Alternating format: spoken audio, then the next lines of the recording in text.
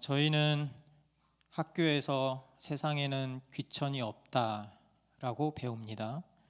하지만 현실은 그렇지 않죠. 넘겨주세요. 2023년 대학 취학률이 76.2%, 역대 최대라고 합니다. 4명 중 3명이 대학에 들어가는 나라죠.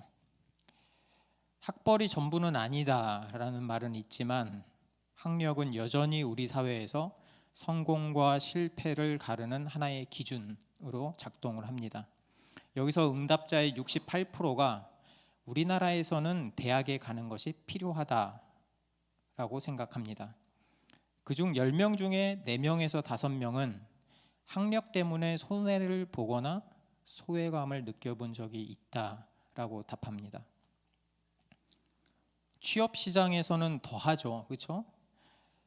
대기업과 중소기업의 임금 격차는 더욱 커지고 있습니다. 그 차이로 인해서 어떤 사람은 우월함을 느끼기도 하고 누군가는 주눅이 들기도 합니다. 왜 이렇게 많은 차별이 있을까? 누군가는 그게 인간의 본성 때문이라고 말합니다. 맞는 말 같아요.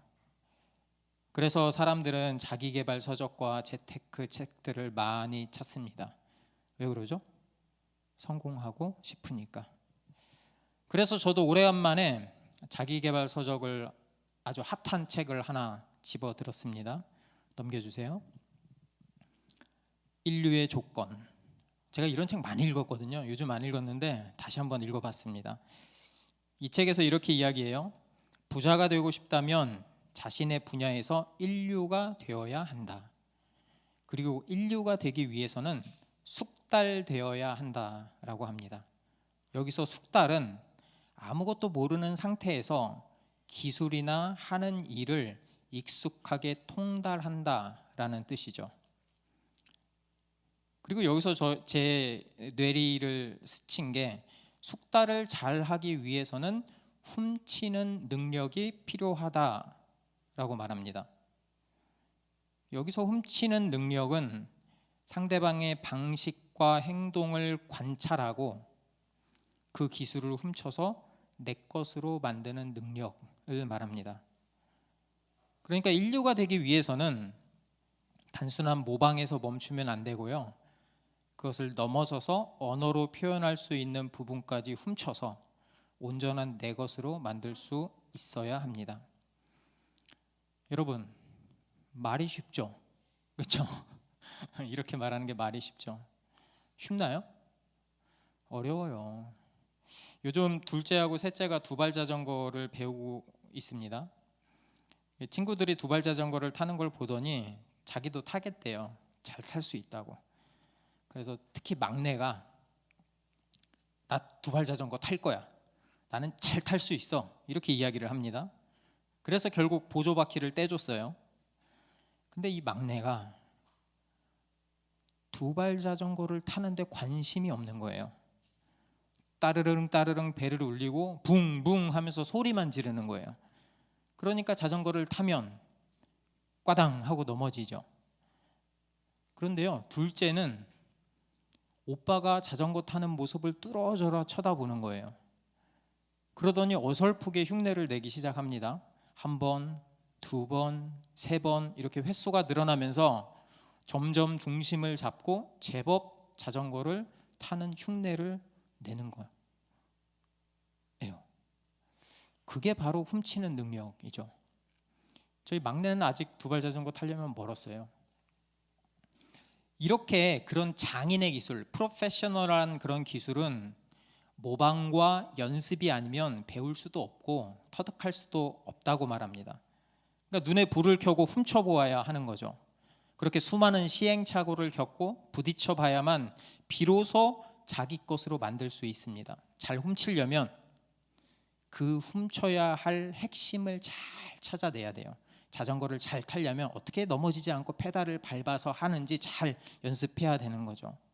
그러니까 만약에 어떤 목적 의식도 없이 무조건 타인의 기술을 그냥 흉내만 낸다면 그건 수박 겉핥기죠.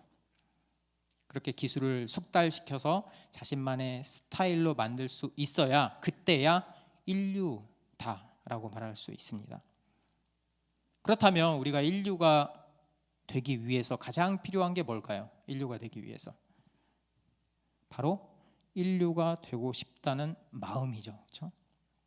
아무리 뛰어난 자질이 있어도 그것을 동경하는 마음이 없으면 소용없죠. 잘하고 싶은 마음이 생기지 않는데 뭐 어떻게 하겠어요? 내가 아무리 능력이 있어도. 그래서 세계적인 스포츠 제가 축구를 좋아하니까 스포츠 스타들의 인터뷰를 보면 이런 이야기를 많이 해요.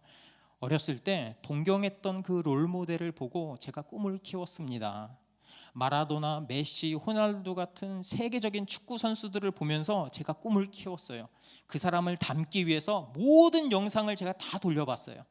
그의 기술 하나하나를 훔치기 위해서 제가 끊임없이 노력했습니다. 그렇게 숙달되어서 제가 이 자리에 있습니다 라고 말하는 이런 인터뷰 들어보셨죠?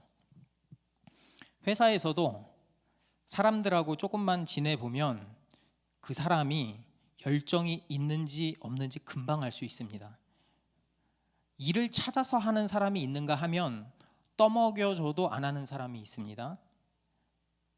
기꺼이 그 일을 내 일처럼 하는 사람이 있는가 하면 그 일은 내 일이 아니라고 거부하는 사람이 있습니다. 그 둘의 성장 속도는 시간이 흐르면서 더 큰 차이를 만들어내죠. 그렇게 인류가 되는 원리, 인류가 되는 그 원리는 오늘 본문에서 있는 그리스도인에게도 적용되는 것 같아요. 바울 시대에는 노예 생활을 했죠. 노예가 있었죠. 노예 생활을 평생 지속하는 경우는 없었어요. 우리 조선처럼. 그들은 오히려 고용계약을 맺고 노예에 버금가는 상태에 있었어요. 그러니까 오늘날 우리와 같죠. 노동자인 우리와 같아요. 그러니까 현 시대를 살아가는 우리 모습과 매우 비슷하죠. 그런 노예들에게 바울이 이렇게 이야기하는 거예요. 6장 5절입니다. 종들아 두려워 말고 떨며 성실한 마음으로 육체의 상전에게 순종하기를 그리스도께 하듯 하라. 눈가림하며 사람을 기쁘게 하는 자처럼 하지 말고 그리스도의 종들처럼 마음으로 하나님의 뜻을 행하고 기쁜 마음으로 섬기기를 주께 하듯 하고 사람에게 하듯 하지 말라.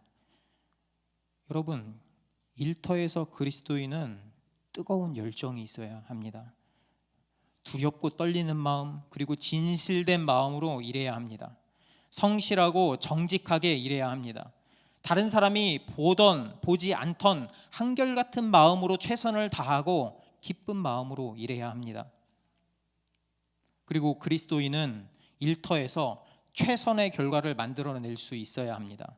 누구라도 그를 보면서 야, 그 사람은 일을 믿고 맡길 만한 사람이야 라는 그 신뢰가 있어야 하죠. 여기서 신뢰한다 라는 이 단어는 단순하게 성실하다라는 것 이상이에요. 맡겨진 일을 능숙하게 처리할 수 있다는 그 믿음, 그게 신뢰죠. 일터에서는. 여러분, 그리스도인은 탁월해야 합니다. 여러분은 일터에서 신뢰할 만한 사람인가요? 아니면 그렇지 못한 사람인가요? 그렇다면 그런 열정을 일으키는 우리의 마음의 동기, 그 열정은 어디서부터 나올까요? 저는 회사에서 성실하게 열심히 일했습니다. 사실 저는 남들과는 출발선이 좀 다르다고 생각했어요. 경제적으로도 부족했고 그래서 남들보다 뒤처졌다고 여겼죠. 그러면 그들과 경쟁하기 위해서는 어떻게 해야 되죠? 더 열심히, 더 공부하고 더 노력해야죠. 제가 이렇게 생각했어요. 어떻게 하면 전문가가 될 수 있을까? 어떻게 해야 인정받을 수 있을까? 그래서 생각한 게 남들이 가기 싫다고 힘들다고 꺼려하는 그 프로젝트를 자원했어요. 거기서 다양한 실력자들이 모였거든요. 힘든 데니까. 그 사람들을 유심히 살펴보며 그들의 기술을 훔쳐냈습니다. 그들의 것을 내 것으로 만들었죠. 월, 화, 수, 목, 금, 월, 화, 수, 목, 금. 너무 힘든 생활이었어요. 하지만 그 가운데 제가 성장했어요. 시간이 지나서 보니까 사람들이 저를 전문가라고 부르더라고요. 저를 신뢰하더라고요. 그게 제 자부심이었습니다. 나를 열정적으로 일하게 만든 그 동기가 무엇이었을까? 그건 바로 인정 욕구였어요. 그리고 돈이었어요. 네가 없으면 이 프로젝트가 잘 안 돌아가. 역시 너야. 그렇게 사람들의 인정을 받으니까 너무 좋은 거예요. 야, 난 필요한 사람이구나. 그래서 너무 좋아서 더 일에 몰두했습니다. 그러면서 앞으로 펼쳐질 내 밝은 미래를 꿈꿨죠. 정말 몸이 부서져라 일했습니다. 몸이 망가져 가는 게 눈에 보였지만 꾹 참았죠. 지금 멈추면 안 돼. 조금만 더 하자. 조금만 더 하면 돼. 저는요, 보란 듯이 성공하고 싶었습니다. 그렇게 돈도 많이 벌고 지긋지긋한 가난에서 벗어나고 싶었죠. 그게 제 열정의 원동력이었어요. 저는 일 중독자였습니다. 그런데 일터에서 제 일 중독자 같은 모습이 전혀 이상하지 않았어요. 거기에는 모두가 일 중독자였거든요. 주변에는 저보다 더한 괴물들이 넘쳐났거든요. 성공하려면, 아니, 이 바닥에서 살아남으려면 그렇게 살 수밖에 없어요. 그렇게 사는 게 당연했어요. 그렇게 살아야만 하는 줄 알았어요.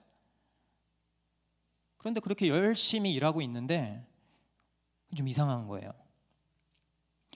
계산을 한번 해봤거든요. 제가 월급쟁이로는 아무리 성공해도 인생 역전은 못 이룰 것 같은 거예요. 단지 외식 한 번 더 하고 아이들 학원 한 번 더 보내고 1년에 한 두어 번쯤 여행은 더 다녀올 수 있을 것 같았는데 그걸로는 부족했어요. 그 돈으로는 제 노후를 책임질 수 없을 것 같았어요. 그래서 재테크를 시작했습니다. 주식 공부, 부동산 공부, 자기개발 서적 엄청 많이 읽었습니다. 돈이 된다면 무엇이든 닥치는 대로 공부하기 시작했죠. 그래요. 제 본 생각은 내가 다시 가난해지는 게 두려웠어요. 돈이 없어서 내가 하고 싶은 것 하지 못하고 내 자식이 원하는 것 해주지 못하는 부모가 될까 봐 두려웠어요. 그 두려움이 저를 이끈 원동력이었던 거죠. 회사에서 저는 당연히 제가 그리스도인이라고 말하지 않았습니다. 그렇게 살지 않으니까. 그렇죠? 기독교인이라고 말하면 왠지 색안경을 끼고 볼 것 같았어요. 이런 전쟁터에서 나는 기독교인입니다 라고 말하면서 사는 건 마치 피라냐가 가득한 물속에 뛰어드는 것 같은 절망이었습니다. 그래서 세상에서의 제 모습과 교회에서의 제 모습이 많이 달랐어요. 솔직히 이야기하면 저는 크리스천이었지만 크리스천은 아니었어요. 바울은 그런 저에게, 우리에게 우리의 마음의 동기, 일을 하는 마음의 동기가 어디로부터 나와야 하는지 이야기합니다. 다시 한번 읽어볼까요? 넘겨주세요. 종들아 두려워 말고 떨며 성실한 마음으로 육체의 상전에게 순종하기를 그리스도께 하듯 하라. 눈가림으로만 하여 사람을 기쁘게 하는 자처럼 하지 말고 그리스도의 종들처럼 마음으로 하나님의 뜻을 행하고 기쁜 마음으로 섬기기를 주께 하듯 하고 사람들에게 하지 말라. 하듯 하지 말라. 그리스도인의 마음의 동기는 그리스도여야만 합니다. 우리가 열심히 일하는 이유도, 사람들을 열심히 섬기는 이유도 그리스도 때문이어야만 합니다. 그리스도인의 동기는 일 자체도 아니고요, 사람들의 인정도 아니고 돈 때문도 아닙니다. 우리의 열정의 동기는 성공에 대한 집착 때문도 아니고 실패에 대한 두려움 때문도 아닙니다. 그 열정의 출발은 오직 예수 그리스도여야만 합니다. 여러분, 물론 저희들에게 돈도 너무 중요합니다. 이를 통한 성취도 너무 중요합니다. 내 인생의 안정감을 말해서 뭐 할까요? 이 책 인류의 조건도 딱 이 이야기입니다.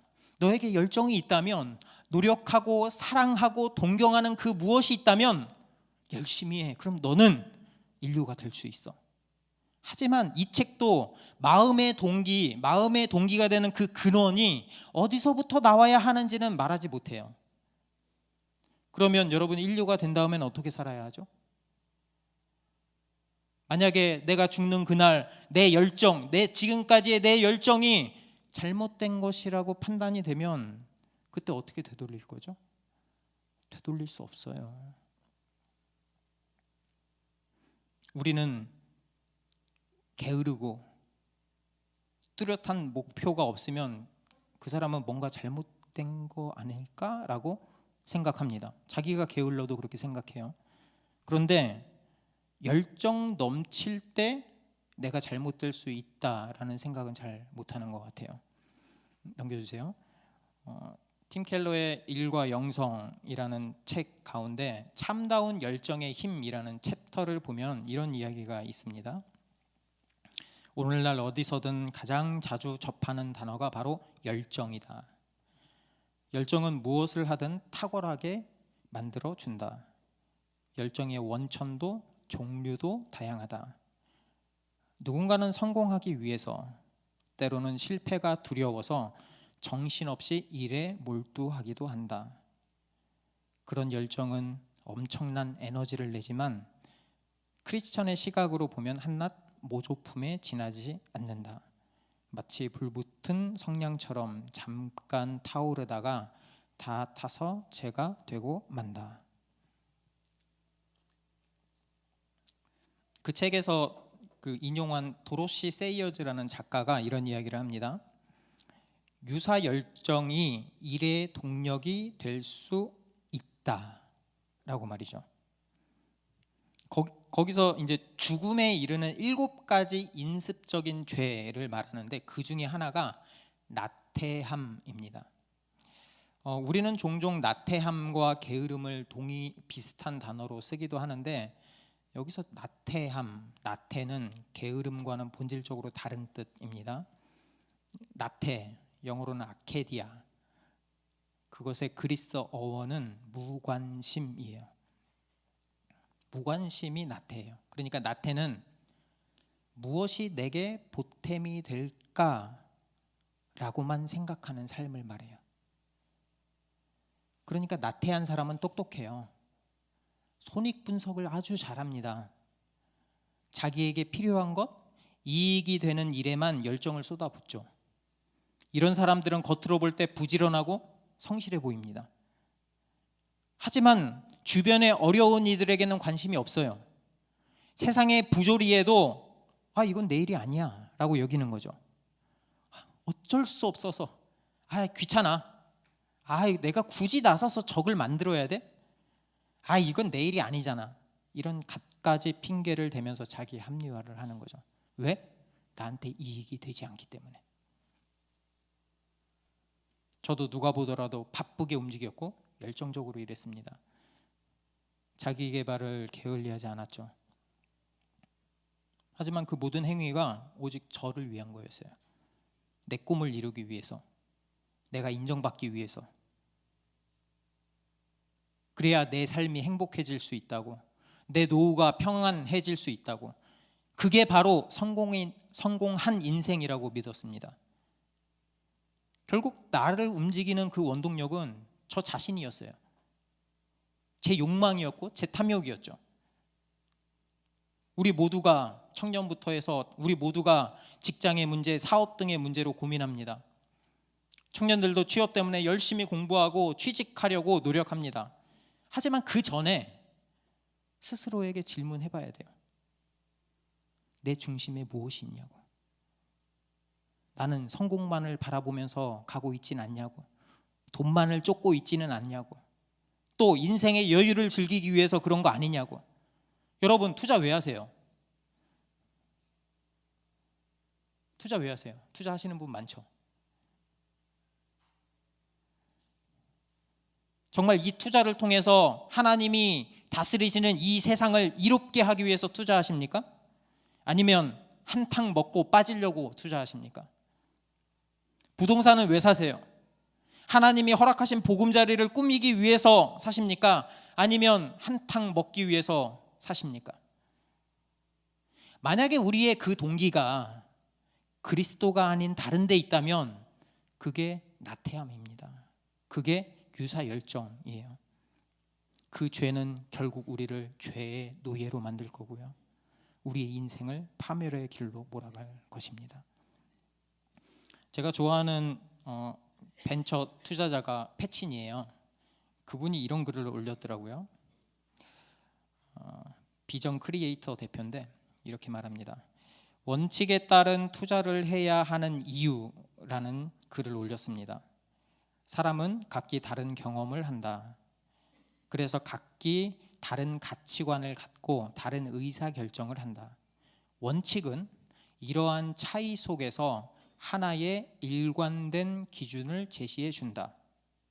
어떤 원칙이었냐면, 우리 팀은 사업 아이템보다 창업가의 윤리성을 더 중요한 기준으로 삼습니다. 이런 기준이 원칙으로 자리 잡고 있으면 아무리 사업 아이템이 좋더라도 창업가가 인격적으로 믿을 수 없는 사람으로 판단되면 투자하지 않습니다. 이런 원칙이 없다면 매 사건마다 의사결정의 기준이 모호해질 수밖에 없어요. 결정이 고민될 때 0대 100이면 얼마나 좋겠어요. 그런데 우리의 실상은 0%도 아니고 100%도 아닌 그 중간에 애매모호한 어떤 지점에서 이게 51%인가 49%인가 여기서 갈등하거든요. 이때 원칙이 없으면 감정이나 분위기, 욕심에 휩쓸리기 쉽습니다. 맞는 말 아니에요? 여러분, 그리스도인에게는 확고한 원칙이 있어야 합니다. 그 기준이 예수 그리스도여야 합니다. 세상 사람들도 원칙을 지키면서 일을 하는데, 위대한 사람들은 이렇게 원칙을 지키면서 일을 하는데, 하물며 그리스도인이 기준이 없다면 얼마나 부끄러운 일이에요. 우리의 이런 모습을 하나님이 보신다면 하나님이 얼마나 안타까워하실까요? 그래서 바울은 우리 이전에 이야기했죠. 에베소서 5장 15절에서 이렇게 말씀하시는 거예요. 함께 읽어보겠습니다. 시작. 그런즉 너희가 어떻게 행할지를 자세히 주의하여 지혜 없는 자같이 하지 말고 오직 지혜 있는 자같이 하여 라고 말한 거예요. 그리스도인은 생각해야 돼요. 어떤 행동을 하기에 앞서서 생각해야 합니다. 그리고 그 생각이 어디로부터 나온 것인지 알아야 돼요. 그 기준을 세울 수 있어야 합니다. 내 마음의 동기가 유사열정인지, 하나님이 쏟아주시는 그 은혜로부터 나오는 열정인지 분별할 수 있어야 합니다. 그게 바로 참다운 그리스도인의 모습이기 때문입니다. 에베소서 5장 8절 9절 함께 읽어보겠습니다. 너희가 전에는 어둠이더니 이제는 주 안에서 빛이라. 빛의 자녀들처럼 행하라. 빛의 열매는 모든 착함과 의로움과 진실함에 있느니라. 아멘.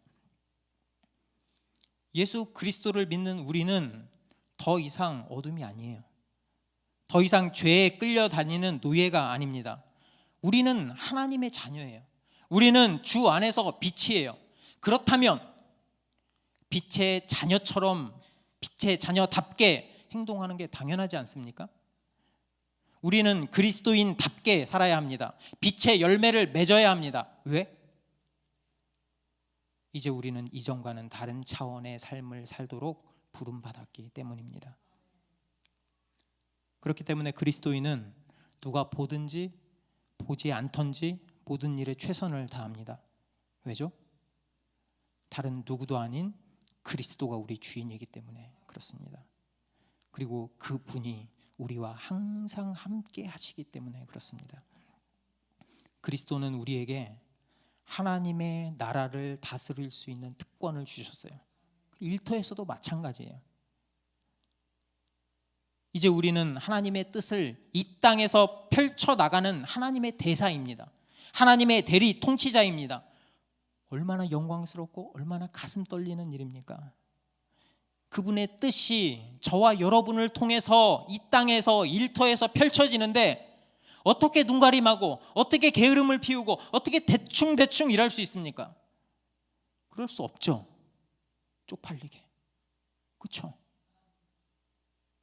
그리스도인의 열정은 세상의 성공을 쫓는 허울뿐인 열정도 아니고 실패가 두려워서 움직이는 안타까운 열정도 아닙니다. 나태한 유사 열정도 아니죠. 그리스도인의 열정은 세상 모든 것을 다스리시는 전지전능하신 하나님으로부터 나옵니다. 우리가 그분의 은혜를 알기에 우리는 열정을 품고 일할 수 있는 것이죠.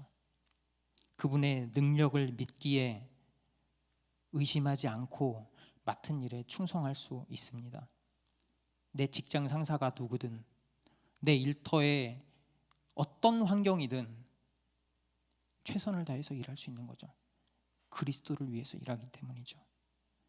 이 모든 일이 하나님의 영광을 위한 삶이라는 것을 믿는 우리는 알기 때문입니다. 그래서요, 그리스도인은 탁월해야 합니다. 왜요? 예수님의 마음으로 예수님이 행하신 방식 그대로 일하거든요.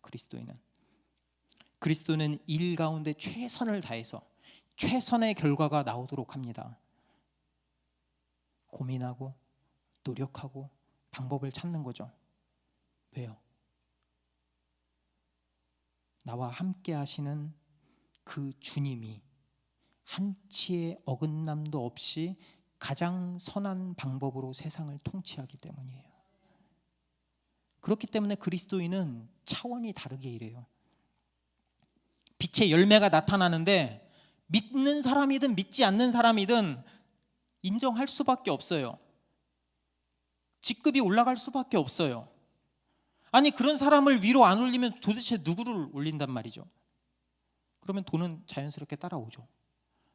여러분, 돈 많이 버십시오. 인정받고 돈 많이 버십시오. 다만 그 돈은 내게 아니에요. 주님의 일에 쓰기 위해서 하나님이 저와 여러분에게 맡긴 돈이에요. 예수님이 이 땅에 내려오신 이유는 그 사랑을 우리에게 흘려보내기 위해서예요. 그 은혜를 입은 우리도 예수님이 하신 것처럼 그 은혜를 흘려보내면 돼요. 예수 그리스도가 항상 더 많은 것으로 우리의 모든 것을 채워주시기 때문에 가능합니다. 그러니까 기쁨이 넘치죠. 그게 바로 하나님의 통치 방식입니다. 그게 바로 그리스도인이 일하는 방식이에요. 얼마나 감사해요. 하나님의 은혜가 흘러가는 통로로 저와 여러분을 사용해 주시니 얼마나 감사해요.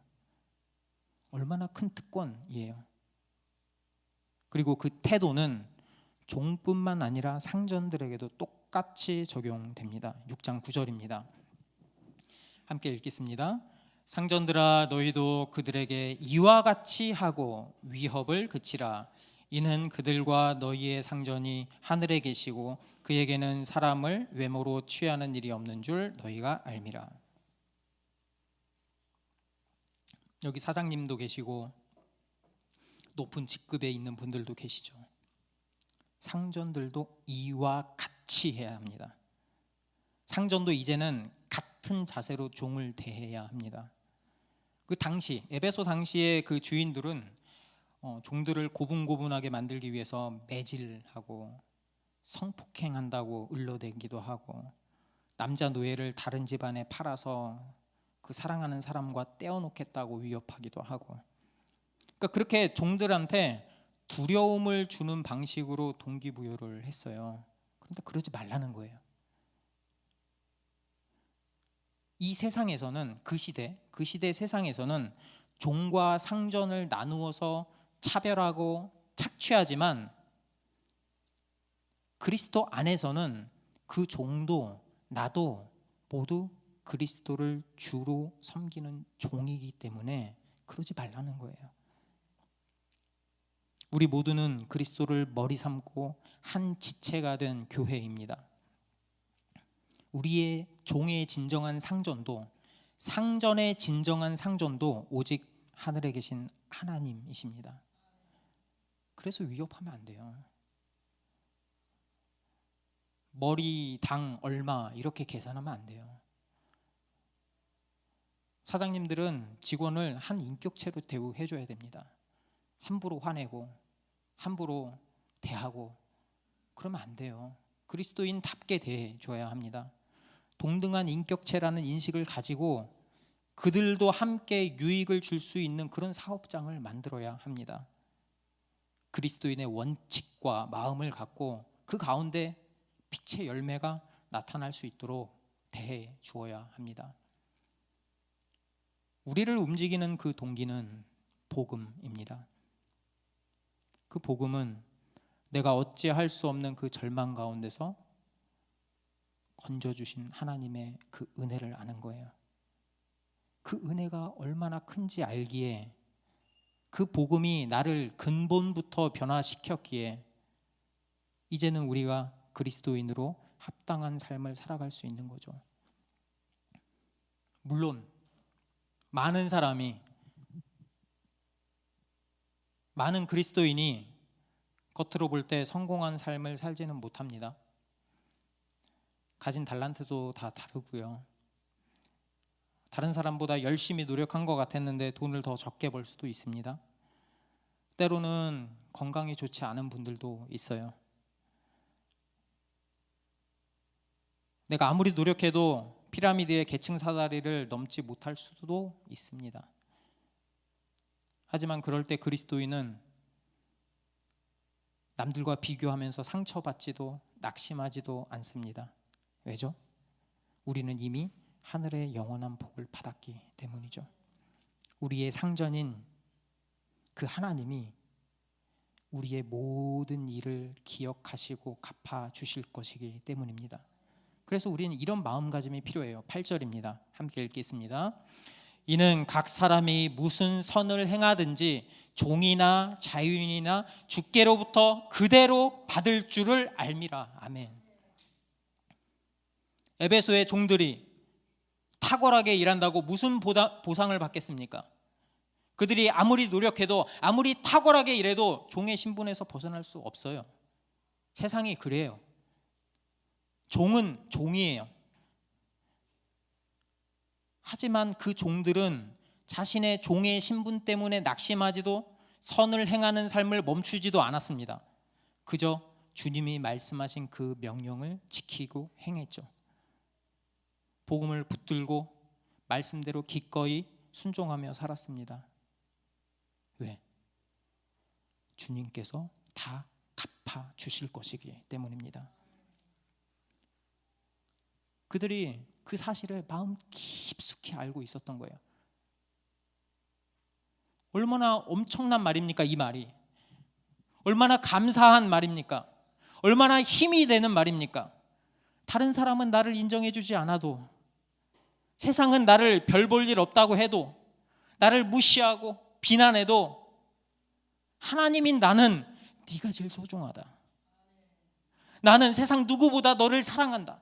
너를 위해서 내가 이 땅에서 너와 같은 모습으로 내려왔고, 너를 살리기 위해서 내가 십자가에 못 박혀 죽었고, 너를 살리기 위해서 내가 부활했다. 내가 너를 하나님의 영광스러운 자녀로 끝까지 지키기 위해서 성령을 내 마음속에 보내주었다. 그러니 사랑하는 아들아, 사랑하는 내 딸아, 낙심하지 말아라. 아파하지 말아라. 좌절하지 마라. 만왕의 왕이요 세상의 통치자인 내가 너를 사랑한다. 내가 너를 지명하여 불렀다. 내가 너를 지킬 것이다. 내가 너를 보호할 것이다. 너희가 내 이름으로 행한 모든 것 하나도 땅에 떨어지지 않을 것이다. 내가 기억할 것이다. 그리고 내가 너에게 갚아줄 것이다. 네가 감히 상상할 수 없는 엄청나게 큰 상급을 너에게 줄 것이다. 그러니 다른 데 눈 돌리지 말고 오직 나만 보지 않을래? 오직 내가 하는 말에 귀 기울이지 않을래? 왜냐하면 저와 여러분은 그리스도인이기 때문입니다. 그리스도인은 원칙을 가지고 주님께서 맡긴 일을 행할 수 있어야 합니다.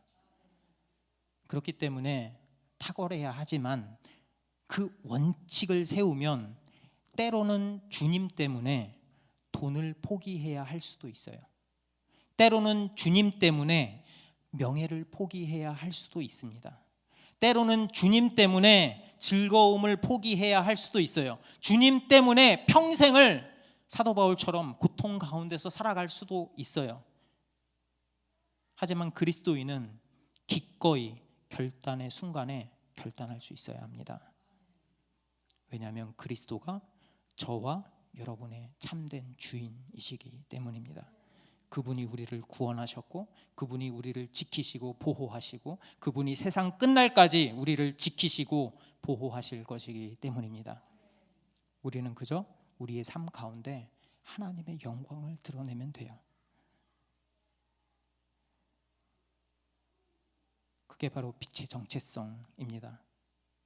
그게 바로 부르심에 합당한 삶을 살아가는 그리스도인의 삶입니다. 우리가 바로 그리스도인입니다. 우리가 바로 영광스러운 하나님의 자녀 그리스도인입니다. 여러분 기억하세요. 그게 바로, 그렇게 사는 사람들이 바로 품격 있는 그리스도인의 참된 모습입니다. 함께 찬양하면서 기도의 자리로 나아가겠습니다.